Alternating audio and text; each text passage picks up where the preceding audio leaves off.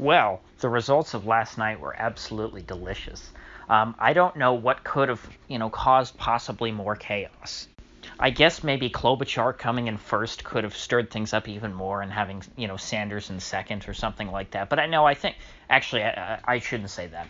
I think that would have probably mortally wounded Bernie if he lost New Hampshire. So maybe what would have been more chaotic would have been Sanders first and Klobuchar second. And in case you folks didn't already see what the results were, and you're wondering why I would be talking about that nobody from Minnesota with with a no charisma and who's just sort of been standing around on the debate stage all this time, frankly, it was a mystery to everyone why she would stay in. Perhaps, though, it turns out that she is maybe the John Kasich of this election cycle, because the results are as follows, but I'll get into that, my theory about Klobuchar and Kasich. First place was Mr. Sanders with 25.7% of the vote. Now, this is pretty much what we expected, that Bernie would come in first in New Hampshire. It's right next to where he lives in Vermont, so it makes sense. Similar people in the Democratic Party, they would be very familiar with him. But then hot on his trail was old Pete Buttigieg, who came in with like 24 point something percent. So a relatively close second. Of course, it wasn't nearly as close as Iowa.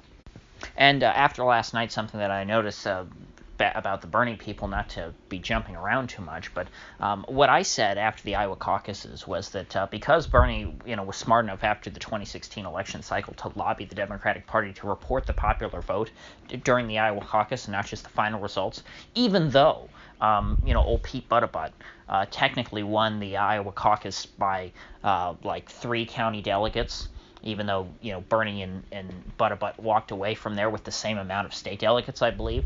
The popular vote came out and turned out that Bernie won that. Over what's his name, Pete Buttigieg. So now that Bernie has also won the popular vote because it's a primary in New Hampshire and is declared the winner, the Bernie supporters are going around saying that, hey, Bernie won Iowa and New Hampshire. After a candidate has won Iowa and New Hampshire, they've never not gotten the nomination, which I think this is exactly the message that they should be pushing. You want to push the message of inevitability on your candidate, particularly when you have a good case. And while Bernie, technically did not win Iowa, but it was very close. He certainly, he was within a hair of winning Iowa. And if things were counted differently, perhaps he would have won Iowa. But I don't think necessarily when you have it being so close that you can have that same level of inevitability, just as far as I'm concerned. But from a marketing standpoint, I think that you should still try and push it, because perhaps this will give Bernie, the much-needed boost that he needs going into South Carolina. Because of course, old Pete Buttigieg got his big boost. I think that now he's probably peaked. He got his big boost after the so-called Iowa victory that he won, and that was almost enough for him to come in first in New Hampshire, but of course, still not quite. And so because of that, because he couldn't come in first in New Hampshire, I don't think that necessarily he will be able to add to the momentum. I don't think that his momentum will continue to rise. In terms of momentum, the biggest winner probably will be Amy Klobuchar, and of course her win is likely to rob votes not from someone like Sanders, but more from someone like Pete Buttigieg. The momentum centrists, the people who are relatively not that ideological, who want just sort of a safe, normal Democrat, but one who they think is going to win. The people who are the most persuadable, in other words, the people who have the least commitment to any particular candidate over the last week or so would have moved into the Buttigieg camp.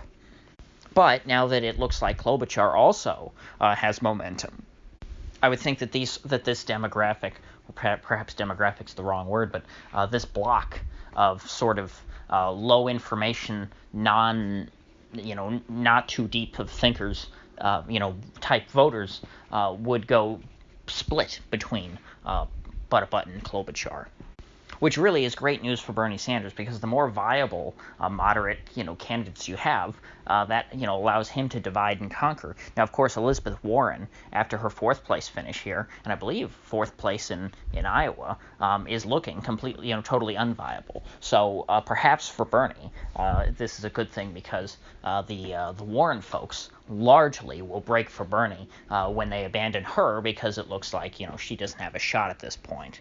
Now, the biggest loser, no doubt, of last night was, of course, Joe Biden. And I haven't mentioned him yet because, he wasn't in the top 4. He came in all the way in 5th place. In fact, something remarkable that I saw someone point out on Twitter this morning is that Warren and Biden combined had less support than Klobuchar, of all people. Now, I assume that this is because, getting back to Klobuchar, because she did the John Kasich strategy. John Kasich, if you don't remember, was this absolute madman that ran in 2016. He was the governor of Ohio. He was more of a he used to be sort of a center-right Republican who moved very, very center, almost center-left. And nobody quite knew what he was doing during the primary because he never really had much support in the national polls. He just sort of stuck around the debates, and as all the other lower-tier candidates dropped out, John Kasich just stayed there. And eventually, he was one of like 3 people left in the race. And like Klobuchar, he wasn't particularly charismatic. And he had sort of a reputation for being nasty behind the scenes. And since he had so little support and so little money, his strategy was, rather than, doing the expensive thing, which is campaigning in Iowa to try and win the Iowa caucus, because Iowa's a pretty big state with 99 counties. If you want to win there, you kind of have to do the bus tour around there in all 99 counties, and that can get expensive. A lot of hotel stays. Takes a lot of organization to set up all those events and do that for months. So he said, screw that. He said, his quote was, "Oh, in Iowa they pick corn, but in New Hampshire they pick presidents." Ha ha ha. And so he camped out in New Hampshire for quite some time, which is what the lower budget candidates tend to have to do. And I assume perhaps that Klobuchar did a similar thing, although I seem to remember her trying to win Iowa to a certain extent, which perhaps that was in hindsight, that was a mistake, because had she camped out in New Hampshire completely, maybe she would have been able to come in second. I believe John Kasich came in actually in second in New Hampshire.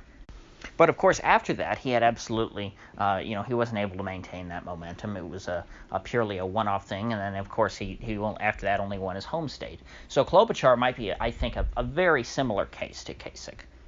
I don't expect her to start winning any other states. I certainly don't think that Super Tuesday is going to fare well for her. I mean, she's from Minnesota. Folks in South Carolina or any of the other southern states, or certainly Nevada, I don't think are going to identify much with what she has to say. But that actually brings me to Joe Biden's sort of one last grain of hope, and it's something that the Biden supporters have been saying the whole time, and it's that, hey, no black people have voted yet. This is all just the white vote we've been seeing. That's how they look at Iowa and New Hampshire. That's just the white vote. And the white folks are not the people who, they're not the dominant force in Democratic politics as far as they're concerned. And Joe Biden thinks that he's going to dominate the non-white vote, which he has a very good reason to believe that, by the way. If you look at the top 4 candidates, these really are lily-white Democrats. You have Bernie Sanders, who is from Vermont, one of the whitest places on earth, and has a sort of let's say a very white, urban, highly educated, college-educated sort of proposal or sort of platform.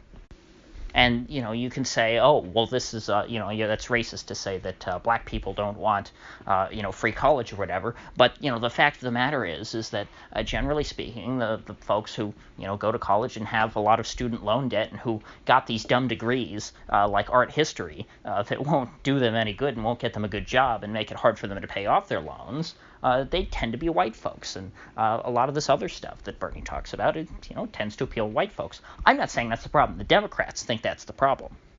I frankly don't care, what color, people are. If they support whoever they want, they should support whoever they want. And Bernie shouldn't change his ideas just because, he happens to appeal more to people of a certain skin tone. But if what the Democrat experts, which again you could say they're dumb, but they seem I think they have a good reason to believe that Bernie Sanders certainly has a pretty limited appeal to just white people, because that was true in 2016. We have empirical evidence of this. Bernie basically won almost no votes from non-white people in 2016. That was what secured the nomination for Hillary, really. Because when we were in these early, lily white states, like Iowa and Hampshire, Bernie looked like he could compete with Hillary to a certain extent. But then, once we got into states that had any sort of a black population, he completely collapsed. And so let's look at the rest of the candidates that did well last night in lily white New Hampshire. You have in second place Pete Buttigieg, the mayor of South Bend, Indiana, who has that very pasty Midwestern, mild-mannered attitude, which a lot of people find appealing. But according to people from his own city, he does not do well with the blacks. There was a couple days ago a black city councilman who came out and said that, hey, oh, Mr. Mayor, you're not going to win the votes of any black folks in this country. And this was, by the way, another Democrat saying that. So he's going to have a problem in a lot of these southern states. He's going to have, and particularly in the general election, animating black voters. Nobody has stepped forward since Barack Obama that could animate black votes quite the same way for, obvious reasons. But even Hillary Clinton, as a normal establishment Democrat who didn't sound too scary to them, she had a much better job, trying to appeal to black people than, say, a Bernie Sanders would. Now, if we look at third place, Amy Klobuchar, where's she from? Oh, she's from lily white Minnesota. Just look at all the snow. The ground is white and the people blend in with it. And I think you can watch the woman for 5 minutes and understand that, she probably would not appeal very much to a lot of non-white folks. She doesn't have that, she doesn't have much dynamism to her. And again, you could say that's to her credit, because she's unlike Hillary, who, breaks into a fake Southern accent when she goes to black churches and talks about how she is in no ways tired, and how she's come too far from where she started from, and that nobody told her the road would be easy. Klobuchar doesn't seem to do that. She seems to, be herself, which some people might find endearing. But again, the people who act like themselves, other than Trump, typically don't do too well in politics. And then, of course, in fourth place, you have Elizabeth Warren, who lied about, being a white person for decades. She claimed that she was not a white person. She, in fact, claimed to be, a Native American, racially. Which, by the way, you can be a Native American and white, because it's or I shouldn't say Native American. You can be a member of the Cherokee Nation, which I believe is what she claimed, and be a white person. Because tribal affiliation, as all the tribes have made it clear, is not a genetic thing. It's not like in the tribes of the Native Americans are not organized like how the Europeans organize races to where you're either German or you're not. The way they look at it is more like citizenship. You are a member of the tribe or you're not. And so her old DNA test that Trump somehow goaded her into, which, by the way, again, Warren's never going to get the nomination, so it doesn't matter. But if she did, Trump would bring up that whole debacle nonstop, because how could you not? She looked like such an idiot. She went through with this DNA test, which, by the way, even if it came back positive and it said, oh, you have, so-called Native American DNA, also known as, Native whatever, you could be a Mexican, and, you would test positive for so-called Native American DNA. But, that's beside the point, because the Cherokee Nation already said, you have no lineage with us. We have no records. You can't prove that you have, any ties to the Cherokee Nation, so you're not a Cherokee. And, going back to her policies then, Liz Warren has tried to go after the Bernie vote, which, again, tends to mean she's going after white folks.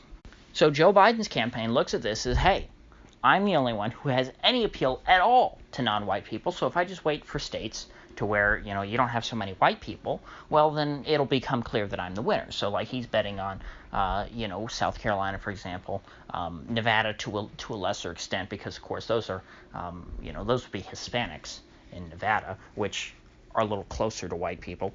because, for the most part, Hispanics are just white people with a Spanish last name. That's pretty much what a Hispanic, mostly means. There are also lots of mestizos, too, which I guess you'll probably have in Nevada. I would think a higher percentage of mestizos because of the economic conditions there.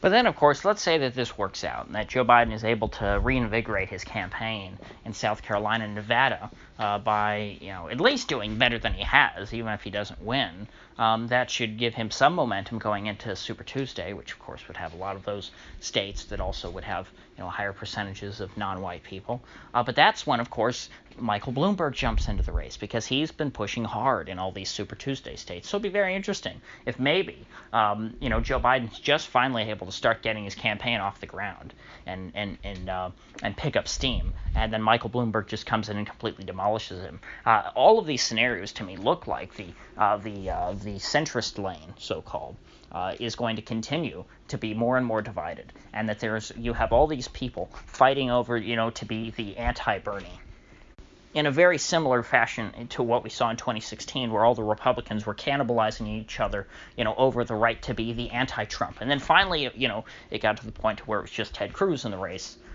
even though John Kasich was still in there, I believe, but pretty much just Ted Cruz. And it was too late by that point, because Trump had consolidated his lead.